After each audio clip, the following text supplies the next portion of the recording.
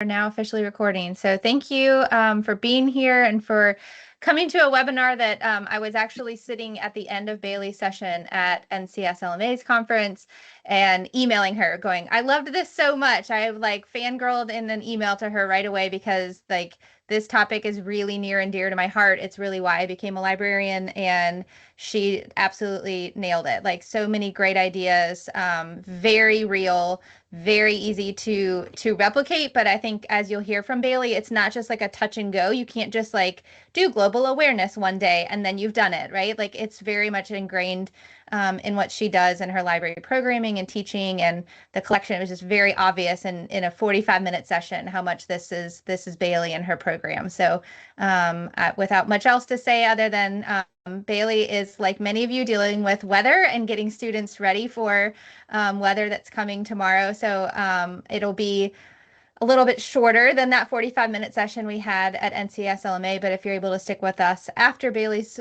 session, we will do a little bit more like debriefing and talking and idea swapping. So Bailey is in Davidson County. I'm sure she'll give us a quick introduction too. But thank you so much, Bailey, for making time in your busy day to go over your awesomeness. Yeah, thank you so much. I'm excited to be here. So like she said, my name is Bailey Bowers, and I am the media coordinator at Welcome Elementary School in Davidson County. This is my 4th year in this role, but it is my 7th year at Welcome. And then I really stepped into this job because I love books, and I want to be able to share them with our students.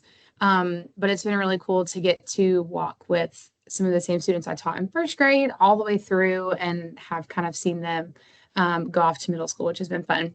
But a little bit about why I chose this topic for my presentation at SLAMA. So I graduated from App State in almost a year ago.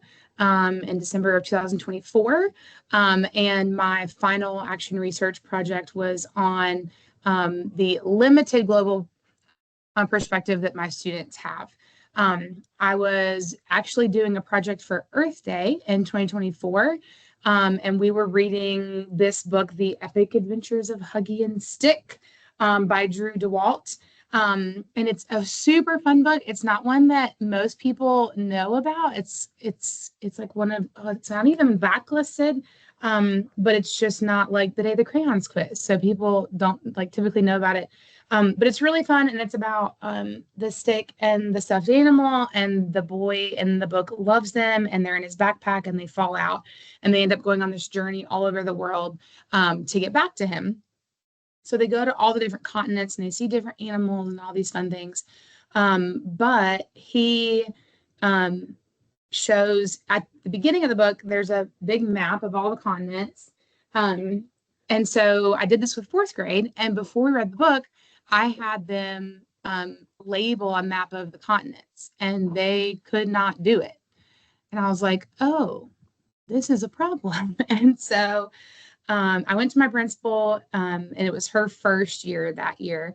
And I said, so I'm going to redo everything I've done in the library, and we're going to focus on global awareness and expanding our students' perspectives. And she was like, that sounds great. You run with it. So I kind of developed my own plan for the year. And went from there and thought this would be a great thing to use for my research because I was already doing it. So a little bit about the research. I'm not going to spend a whole lot of time on this, and I'll put the link to these slides in the chat as well, so people can have the links that are in there. So a little bit more about our media center. We are pre-K through 5th grade. We are Title I. We are not low performing. As of this year, it's our 1st year since I've been here not being low performing, which I am going to take a little bit of credit for. And we're at about 650 students and getting more every day. This year is my 1st year having a semi-flexible schedule in the library, so it's more of a hybrid where I teach in either the morning or the afternoons, kind of an A week, B week situation. But last year when I did this research, I was teaching full time, so 29, 30 classes a week. And so the problem I identified from my research was that my students had limited global awareness and cultural knowledge. So I really took that and used that as the basis for what I wanted to pursue for the rest of that school year. So just looking at some of the articles and books that I was reading to get ready for this research, the main thing I took away was like the exposure that we want to give our students. We want to use things like virtual reality, guest speakers, pen pals, using books, going back to the literature portion, using books that have a variety of perspectives and don't just touch on like, oh, Africa, people are poor. There's a whole lot more to Africa than just that single perspective. So I wanted to make sure that we were giving a broad perspective, giving them that exposure, and not just like making it an isolated event, but integrating it to what they were already doing in the classroom so that it didn't feel like random knowledge that I was giving them, but making it practical to what they were learning. So my research questions, my first question I just looked at, if I'm implementing this with 3rd through 5th graders, am I going to see improvement in what they know? And then the second one was, if we're doing this curriculum and this stuff in the library, then is that going to increase circulation of certain types of nonfiction books? And so I did this with K-5, but I used 3rd through 5th grade as like my sample set to assess and do things like that. So I used a Google form and gave it to my 3rd through 5th graders in September when we first started looking at all the different global awareness and global literacy like books and kind of focusing on that. And then I gave it to them again in November. But we did it the full school year, but I kind of had to wrap it up in November so that I could have the research done before I graduated. And then for the circulation, I just used our stats from Destiny. So this is kind of, I want to talk the most about the interventions we did last year and then some things I'm doing this year. So last year, our whole theme was where in the world is welcome, is welcome. And I was, tying in Carmen Sandiego, which none of the kids understood, but that's totally fine. I understood it and was very proud of my little red hat in the hallway.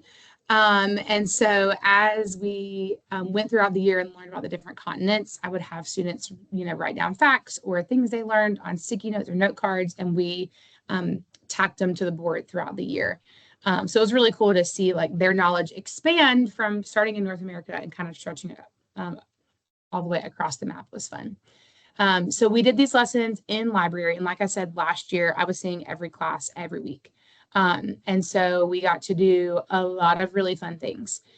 We did lots of virtual reality activities. We did lots and lots and lots of intentional read alouds. I did my big bulletin board, like you can see in the hallway. And then I had my Around the World with Your Teachers, which is still up this year, even though we're not like solely focusing on global awareness. This year, I'm kind of integrating it into lots of different things that we're doing. But the kids love that bulletin board, and it has the flags of all the places the teachers have been. So I just sent out an email at the beginning of the year and said, hey, I'm doing this board. If you've traveled anywhere fun that's not like Myrtle Beach or Disney World, send me some cool pictures. And so I put them up there with a description of where they went and which teacher it was, and then put a flag of that country. And the kids love that board. Love, love, love that board. I actually need to go back and update it because we had some teachers that left. And so their pictures are still up there, but the kids still know who they are, so it's fine. So we had lots of bulletin boards, lots of read alouds. This bottom here was a video, and then when I moved it from Canva to Google Slides, it is no longer a video, but it just shows a whole stack of books that I went through to grow our collection, to be more globally diverse. And then I also did book displays as we talked about each continent. I put out books on the countries in those continents, on about the different animals they might find in those continents. And even this year, I'm seeing a lot more kids. Animal nonfiction circulates constantly, but I'm seeing a lot more kids check out our books about different countries and continents, which has been cool. So some highlights, again, I think I've said VR like 4 times, but The AirPano website, AIRPANO, is free, and they have a ton of different virtual reality things on their Chromebooks. We don't have a set of the goggles, so we weren't able to go that far, but if you do, that would be really fun. And so with each continent, I would kind of kick it off and say, okay, here are 4 different places you can visit for this virtual reality experience. And the kids loved it, and just getting to see the things they're learning about. And then we also used Magic School, the AI chatbot, where you can customize the chatbot. And so I would go in and say, I have a class of 3rd graders coming in, which I just did this with 4th and 5th grade, but I have a class of 4th graders coming in, and we're learning about Central America. I want my students to get to choose whether they want to learn about the culture, traditions, foods, animals that are native to that area, weather, whatever. And then students could join the class chatbot, and they could customize what they wanted to learn about. And it would read it out loud to them. It would translate for them if that was needed. And so that was really, really fun. So we love doing that. And then our district goal last year was to increase writing across the district. And so I also incorporated lots of writing, and really this looked just like, okay, we read this book. Tell me something you learned. Tell me something you thought was interesting. Tell me, and with the older kids, I would say, okay, tell me an assumption you had about this area of the world. Tell me how that assumption has changed, or maybe how you were wrong. And so we would have conversations about those things first, and then kind of do that written reflection piece. So this just kind of shows the findings, and I'm going to kind of skim through these because numbers are not as fun as books. So it just shows how many kids I was able to assess before and after. And then you can see the increase in awareness from September to November, and that was just 2 months. And then this one was for looking at the circulation data, which I was very interested that the animal kind of section fell down in circulation. But we had a lot of crazy events going on that fall. And so a lot of my older classes missed a lot of classes because we had school pictures or field trips or whatever. So taking those things into account as well. So the qualitative findings were my favorite, not necessarily the numbers, but just helping students, again, correct those misconceptions and assumptions they may have made. And so the first one, when we started a couple years ago, there was a student that started who was an ESL student, spoke no English. And when we were doing the post assessment, I was helping her read the questions, and we got to the one about how many continents are there, can you name them? And she said continents like North and South America. And for one of our ESL students to be able to grasp, oh, South America, Central America, I thought was really cool, but also that she already associated that vocabulary. So just increasing that awareness of what's going on. And then increasing empathy. This one was huge. And Davidson County is a little redneck is a nice way to say it, I guess. But we're a little limited in our perspectives around here. And so a huge goal of mine was, and we started a social emotional learning curriculum last year called Character Strong. And so one of our goals is empathy for Character Strong. And so increasing empathy and seeing the experiences of other people. But also one of my students, we were, again, taking the assessment, and he said, oh, Mexican is a language. And I looked at him and I went, and he said, no, Spanish. I said, yes, Spanish. I said, people who are from Mexico are Mexican. I said, but people do not speak Mexican. They speak Spanish. And so just helping them have empathy for other people and see their experiences. And then just speaking towards the cross-curricular connections and integrating content. Our 3rd through 5th grade last year and this year, our 2nd through 5th grade are doing the CKLA ELA curriculum. And it is very heavy on history and social studies. And a lot of our students don't have any background knowledge for any of that. And so they were, 5th grade was doing a whole unit on ancient civilizations. And we, at the same time, were studying South America. And so one of their VR things was at Machu Picchu. And so they were like, oh my gosh, Miss Bowers, this is what we learned about in class last week. So it was really cool. And at that time, I was on a fixed schedule, so I didn't even have time to collaborate with their teachers. But to see that alignment of, we're learning about this in class, this is a real place that we get to see with our own eyes, even if we can't go there. So that was really cool. So this year, a little bit different because I have a little bit more of a flexible schedule. Ooh, went too far. I am collaborating with our teachers a lot more, or attempting to at least. And so I've done a lot with kindergarten with like STEM activities and things. But second grade and fifth grade, we've been able to do more targeted social studies integration that brings in that global aspect. So second grade was doing a unit on ancient civilizations in Asia. And so we did a STEM activity of building the Great Wall of China. We read a Britannica Kids article. We watched a video. We looked at where it is on the map. And then they had to build their Great Wall of China, and we tested it with hair dryers as the wind to see if it would withstand the wind. And then I had a Nerf gun that only I shot. My principal was like, what are you doing? And we saw if it could withstand the bullets of a Nerf gun. And they loved that. That was super fun. And then we also did, they had a whole lesson on Chinese, like ancient scrolls and calligraphy. And so we did a couple classes. They had to sign up to come to this, but we made ancient scrolls. We took cardstock and tea bags and kind of painted the cardstock and then let it dry so it looked old and wrinkly, and then went back and did words in Mandarin, which was really, really fun. And then when we're doing the North Carolina Children's Book Award, I always do this in March, and I make it into a March Madness unit. And so we have our bracket up on the bulletin board in the library, and I choose 8 of the picture books. And so we do 4 weeks. We do 2 books each week. And so last year we did Yoshi Sea Turtle Genius. If you haven't read it, you need to read it. It's so good. I don't have it with me because it's always checked out.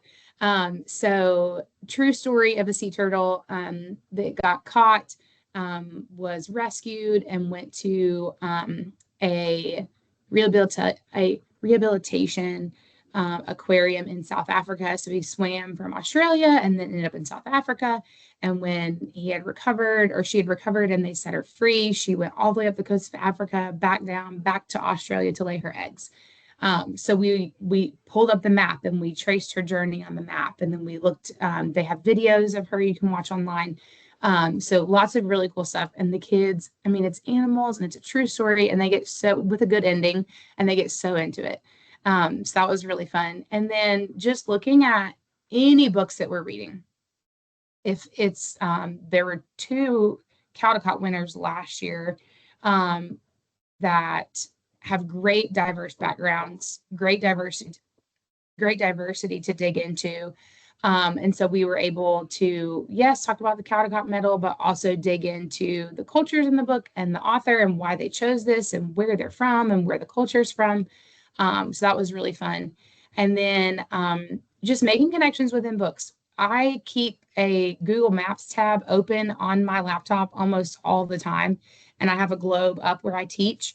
And we refer to it pretty much every lesson the kids come in, looking at, okay, we're here in North Carolina. Let's see how far it is across the globe. Now let's look at Expedia and see how long the flight would be to get from one place to another. We'll look at time zones and see, okay, it's lunchtime here, but it might be breakfast here, you know? So taking the time to expand what their view of the world is. And then again, all the VR and 360 things that we can fit in because they think those are the coolest and they're super easy. Hey, Bailey, I don't mean to mess up your flow too much, but before we move on to books, which is going to throw us in a whole new awesome way, one of the questions that came through the chat was asking about the flexibility of your schedule. And can you speak at all to like your rotation versus, when you have the time to do all of these things? Because I think it's an important part of this whole picture. Yes. Okay. So sorry, I just pulled up the chat. Okay, so the way my schedule works this year is I see K2 one week and 3-5 the next. So I alternate and go back and forth. But then, so when I have those, if I'm teaching K2, I'm teaching from 8:15 to 11. If I'm teaching 3-5, it's from 12 to 2:35 when we have dismissal. So that allows me either the afternoon or the morning to go to teacher planning meetings, to pop in PLC, to work on different collaboration projects with teachers, to pull book clubs or rhyme groups. So those times when we did the special projects, like the calligraphy project, I would have time slots when teachers would sign up to come.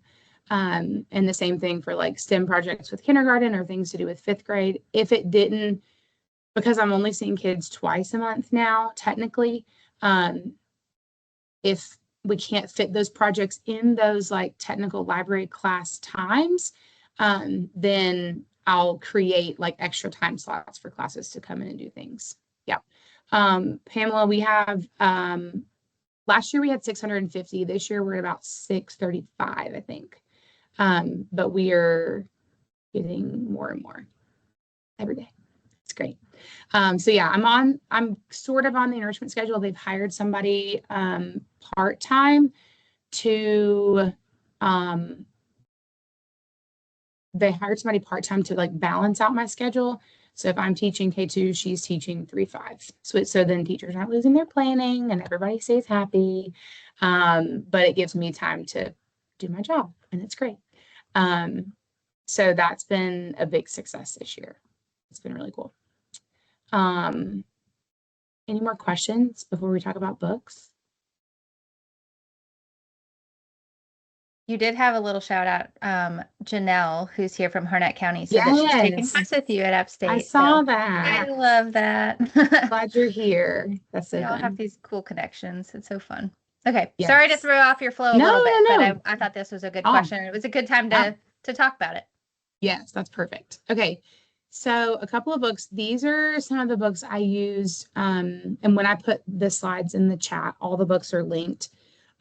So these are the books we use to like introduce the idea of like global awareness and increasing our knowledge. So I actually gave this one away at conference, and I'm not going to give it away because this one's my personal copy, sorry. But this one's called Walk This Wild World. And it's a lift the flap book, and it's beautiful. And it has lots of flaps. So when I read it out loud, we don't do all of them, but I'll pick like 4 or 5 kids for each page to come up and choose which ones they want to do. So like this is one of the page spreads, and it has all the little flaps, and there's an animal under each one or a plant that's native to that area, and it has a little fact about it. So it gives you lots of great information. I did this with 2nd grade because they're big animal people, but they also have a little bit longer of an attention span. So you get lots of different habitats in the book, lots of different ecosystems. And now that I'm saying that, I need to go do that. I need to go back and do this with 5th grade because they just did ecosystems. So I need to go back and we need to do this with them too. But my favorite thing at the back, and if I did it with 5th grade, we would have a map that we labeled as we read. And it shows you where each place is on the map that was in the book. So there's a page spread for all the different places that are on here. But really beautiful book. I got mine on Amazon. And it's stunning. I love that one. Outside My Window, did this one with 1st grade. This is a great one, and this one circulates a lot. I have not put Walk This Wild World in the library because I'm scared what the kids are going to do to my little lift the flaps. But it's still a fun one. So Outside My Window just shows different kids and where they live and what the view is outside their windows. And so it just gives different perspectives of what people see. And then again, at the end of the book, it shows you the kids and all the places that they're from. And so then we went and marked those on a map as well. And then we looked at real pictures of those places. So again, did this one with first grade, and then their activity, we just used whiteboards to do it. I had them draw what they see outside their window. Easy connection. And then the other 3 books are similar, and I did these with 3rd, 4th, and 5th grade. Welcome to Our World. This one, these are all kind of collections. Welcome to Our World is fun because it has your contents, and each page is a different topic. Like, okay, all across the world, what happens when your tooth comes out in different areas? Does the tooth fairy visit everywhere? You're hungry. What are you going to eat for dinner in different parts of the world? Gifts that people give across the world. So I let the kids go through and choose which part they wanted to read, because we definitely didn't have time to read the whole thing in one class. Same thing is true for Children of the World. This one's very similar. It's got more text than Welcome to Our World. So I did this one with 4th grade. We just unpacked like 2 or 3 of these. And I didn't read all the text on every page, but left these out for kids to look through. And then this is how we do it. If you haven't gotten this one for your library, it's amazing. One Day in the Lives of 7 Kids from Around the World. And it's just that. It shows you what their lives are like in 7 different places in different countries, what they eat for breakfast, what their school is like, how they get to school, what they wear. And then at the back of the book, it shows you pictures of the kids in real life because they're real people. And so I love that it gives them that connection of like, this is not just an abstract idea. These are real people that have real lives and real experiences just like you do. And it gives you a map with the locations of where they live. So this book has it all.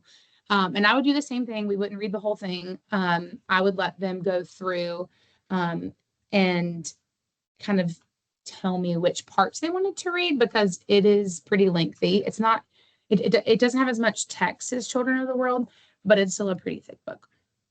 So each of these pictures links to a different Amazon link to the books. If I was thinking ahead, I should have linked to shop small bookstores, but I did not. Okay, so these are some more that we use for specific lessons. And I have a couple more that aren't on here as well. Yoshi, I've already mentioned, we did that with our March Madness North Carolina Children's Book Awards. That was really cool. The kids loved that one. Again, it stays checked out all the time. Between us and Abuela, we mixed it up and we talked about immigration and it was fun. I told my principal, I said, this could possibly spur some interesting conversations. And she said, do it. I said, all right, great.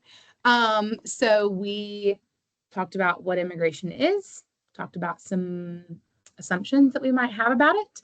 And then we read the book and we talked about what it would be like if you were separated from your family on holidays. And some of them had that experience. We have a pretty significant Hispanic population. And so some of them were able to really relate to this book, which was beautiful. And so it gave our kids a great perspective. And several of them made comments like, well, that's not fair that they can't be together. Exactly. So lots of great conversations we got to have with this one. And then there's a video of like kids answer questions about immigration. So we watched that as well. All the links to like videos and stuff that we used are in the slides, which I've got linked at the end and I'll show you. Digging for Words, Jose Alberto and the library he built. Again, true story. All these are nonfiction. And he lived in a very rural area and there was a very low literacy rate. And so he decided to start his own library in his home and taught kids how to read and gave them a safe place. And it's so sweet. It's beautiful. We also read one of the Biblia Burrow books. We read because there's several different adaptations of that one. And we I had them use my like library stuffed animals and some different like string and foam and cardboard. And they had to make a carrier for the library stuffed animal to carry books to take to people in rural areas. So that was really, really fun. They loved that. The Water Lady, again, if you haven't read this one's fantastic. And it's in North America. So it's telling a true story of this is what's happening to the Navajo people. And we watched a video of the actual Water Lady that the story is about. And as we're watching it and they're learning that people don't have clean water, one of our kids said, wait, this is happening today? Like I X'd out of the video and it had the date, at the bottom on YouTube. And she went, wait, this was not like 10 years ago. I said, no, this is literally happening today. And so just to see that light bulb moment for her of like, there are these real issues happening in our own country, not just far away places. So that was really cool to talk about. And just to talk about how we can make a difference and we can advocate for people that may not have all the same things that we do. The Elephants Come Home. Again, I picked my very favorites for this slide. This one's so good, and the kids loved it. It is about a animal sanctuary, and he and his wife or partner, he and his partner, they have all these different animals, and they are contacted about a herd of seven elephants. But elephants that are rehomed are going to be very aggressive. So like, no, this won't work. And they said, well, they're either going to come to you or they're going to go away because they're not safe being around the people that they're with. The people are hunting them. And so the elephants came to live very aggressive, broke out of the animal reserve. They ended up bringing them back. And the way they got them to stay was the guy, he camped out with the elephants. And he made them feel safe. And so the book ends on kind of a bittersweet note. He grows old, the elephants stay, they may have babies, all the things. He grows old, he passes away. And when he passes away, the elephants surround the house. And his partner is inside the house, and they surround the house. Just, it's beautiful. And I'm not even like a huge animal person, and it's a beautiful book. To the Up, Ever Up. This was a Caldecott honor from last year. She's, I believe, the first woman to successfully climb Mount Everest. It just tells her story, and it's amazing. And the kids loved it. And we watched a couple videos of people climbing Mount Everest to get that perspective. But this was another Home in a Lunchbox is another Caldecott honor from last year. That's mostly wordless and is a great perspective of what it's like to come into a new school and not speak the same language. So that one was really cool. And then Noodles on a Bicycle. This one's great and really fun and could make really fun STEM activities too. So you've got a man who is delivering noodles all over his area and his town. And the end of the book, he delivers noodles and he delivers them to his family. And then he goes back to work the next day and does it all over again. But yeah, I could make a really fun STEM project. But we looked more at the culture of the book and where these traditions started and how they've changed. So that was really fun. Then finally, this one's not up here. The A is for Australian Reefs. This one is beautiful, just an absolutely stunning book.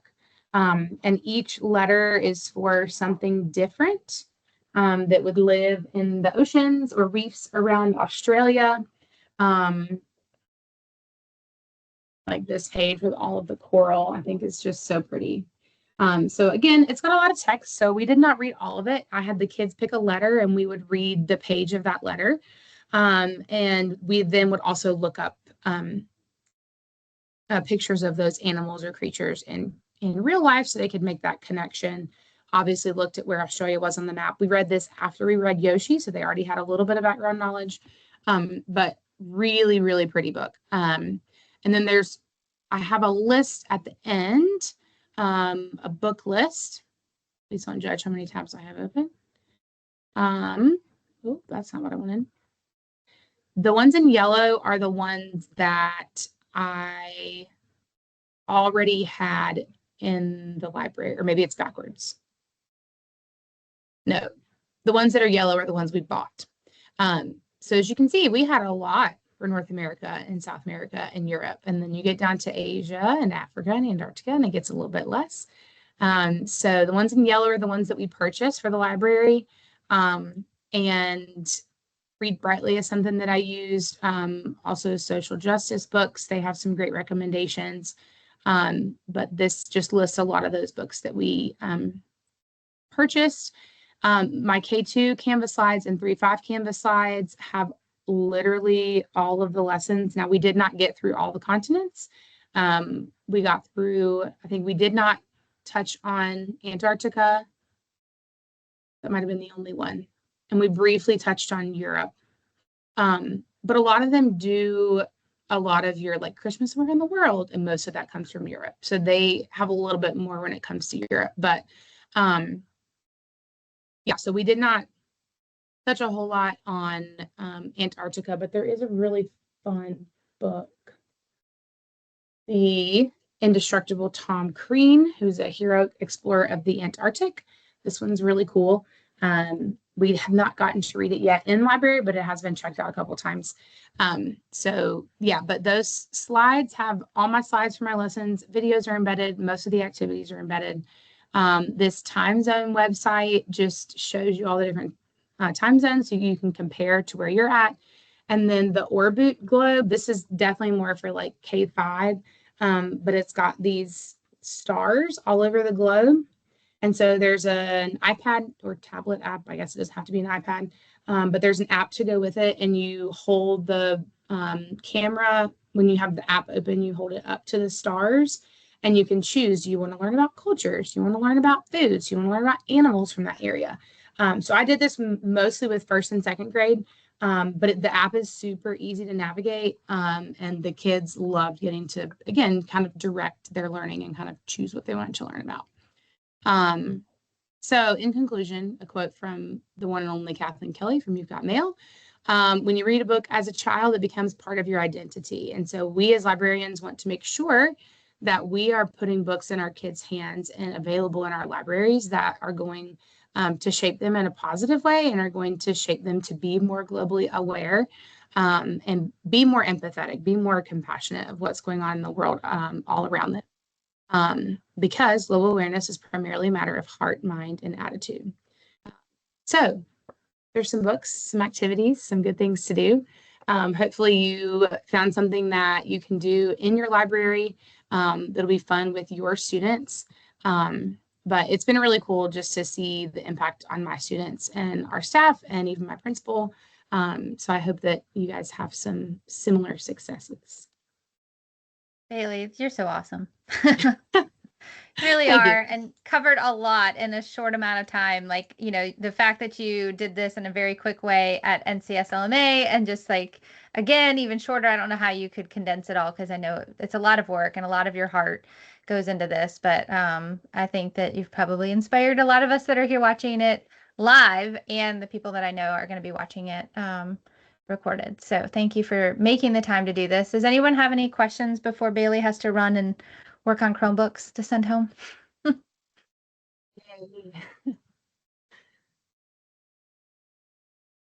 You can unmute or use the chat. It's up to you. I see Heather unmuted. Bailey, I just need to say that I am so disappointed I was late to this and am very excited that it's being recorded so I can go back and watch the same thing because the few minutes that I just caught is like has warmed my heart. So thank you so much for bringing this to the state this morning. And yeah. I know that lots of folks that couldn't join live will be watching the recording as well. And wow. Yeah. Thanks for warming our hearts in this perfect season of needing our hearts warmed.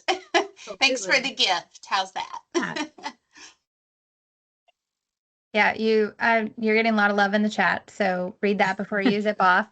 But if those of you that are here, if you want to stay and share a couple of things that you might have, stories, lessons, tools, activities, I had planned to do a little bit of that as well, since I knew that Bailey was going to have to bounce a little early. But thank you, Bailey. Good luck with your students. Yeah, absolutely. And anytime you want to keep sharing, I know we have an audience that wants to keep learning from you. And if you have any questions that you think of later, my email is in the slides, so feel free to reach out. Perfect. Yeah. Thank you so much. Absolutely. You guys have a great day. Sounds good. You too. Thanks. Bye-bye. All right, so those of you, if you're planning to hang out and have ideas and things that you want to share, I put a link to that Canva whiteboard, and I'm going to share it with you. I had a couple things. Hang on, let me make sure I'm sharing the right thing. Window. Okay, so this is kind of just like an idea swap. I was capturing some of the things that Bailey was talking about in terms of like as she was going. I really dislike when this all goes away. Okay, hopefully you're seeing it okay over here. So when you come in, if you want to, you can put, I'm reading a book right now that takes place in Scotland. So I put a little passport stamp there. Feel free to do the same if you want to grab one and tell us somewhere where you have read recently, somewhere where you like to take students. But what I wanted to show you was down here with the idea swap. I loved that cool globe thing that Bailey was talking about. I've never seen that before until she showed that at the conference. And it made me really want one for myself. So I think it's really cool, very fun and engaging. So I think that's worth, sharing. If you have a tool or a resource or an idea that you want to share, something that's worked with your students, feel free to add it either as a sticky note or what you see here I put is, this is a picture. I'm sorry, it's not very big. Let's see if I can make it bigger. This is from Vanessa Calhoun's library. She's in Durham. I visited her in October, and I noticed that her nonfiction is more, it's Dewey-ish, but it's not really. And one of the things that I noticed was that her continents, it was actually like days after I heard Bailey at the conference, I was in this library and I was like, this is so cool. And it really reminds me of this session. So I wanted to make sure to share it with you all. So she has I'll zoom down a little bit. So she's got them all set up, big signs. Okay. Books are front facing. But the other thing that's super cool is she's got flags, she's got artifacts, she's got fabric here. She's got statues and things that kind of go along with each of the different continents. So highly visual, like this itself feels like a learning experience, kind of static or passive, but not to like what Bailey was doing with hand painting calligraphy with tea bags, but super, super cool. And what a great way for students to be able to access. And I think about how Bailey did so much with, her data and looking at some of those numbers and the research. And I feel like this could be something that, would be action research, would be to change some of your global reads to front facing, include these artifacts, make them very accessible. I just think this is super cool. So I wanted to share that. And then as she was talking about some of the books, I was adding them down here as well. So I put the Drew Daywalt book that she shared, as well as A for Australian Reef. And if you have any that you want to share, if you're doing this live, you can pop it in there now, or if you're watching the recording and have some good things to share, I wanted to make that available. So I'm going to stop talking for a second. Anyone have anything that you feel like putting out there?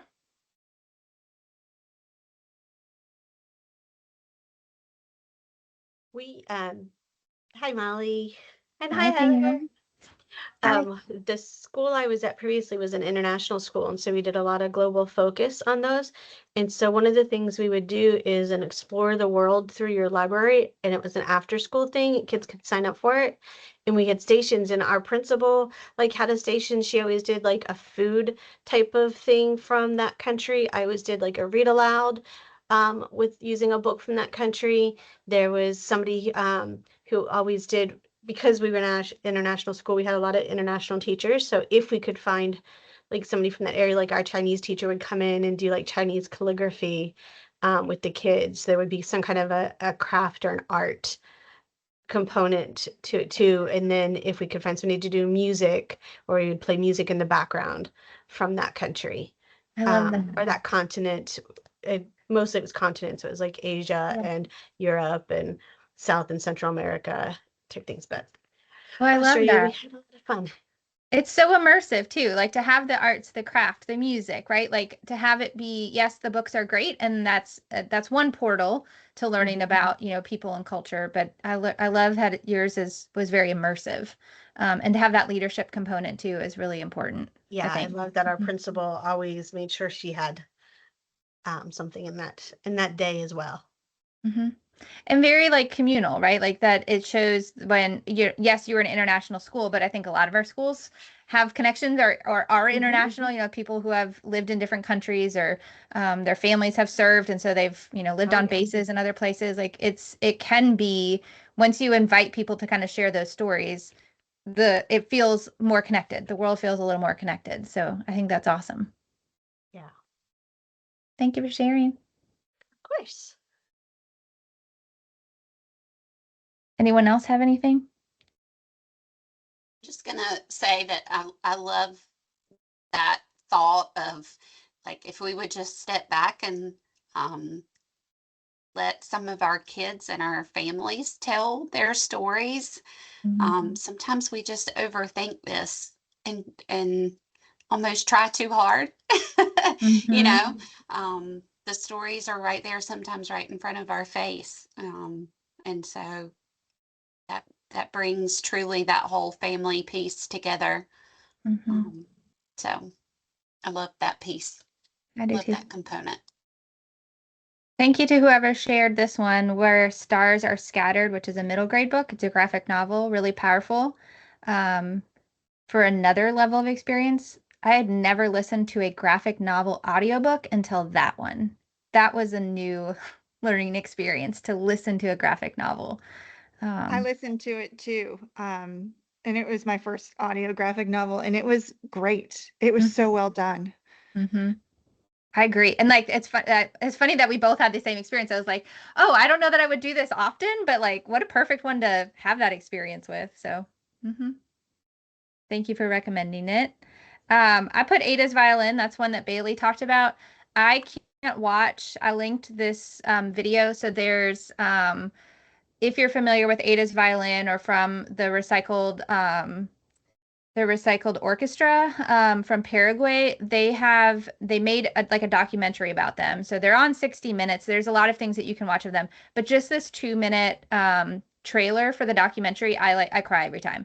It's very powerful, but I think it's really helpful, like as a librarian, but also somebody who's provided professional development around digital learning. I think you all probably understand like the barrier we have even with people on our like the arts or enrichment team. So whenever I use this book, I make sure to point out like if you are struggling to get music teachers to see like that digital integration piece, that's a very helpful one. There's some STEM in there obviously, but it's very powerful, empathy focused, and I don't know, just think it's really powerful. And then there's a great little if you're familiar with Google Arts and Culture, they have viola and the violin or something like that. I can't remember exactly, but there's a Google Arts and Culture where you can play a violin, and it teaches you like the rhythm and everything, and you're just swiping your finger, or you can do it on a Chromebook.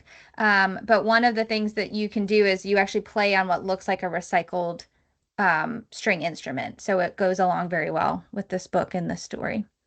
So another good one. Good way to bring in some of the arts. All right. Any other thoughts? Ooh, who's reading in Nigeria? I want to know what book it is. I put someone on the spot. It was me. I just reread Things Fall Apart. So I know it's like a fictional community or village, but still in Nigeria. Very powerful read. Good one to go back and reread. Thank you, Kay. All right, friends. Well, I'm going to stop recording so that if anybody feels like sharing without being recorded, you can.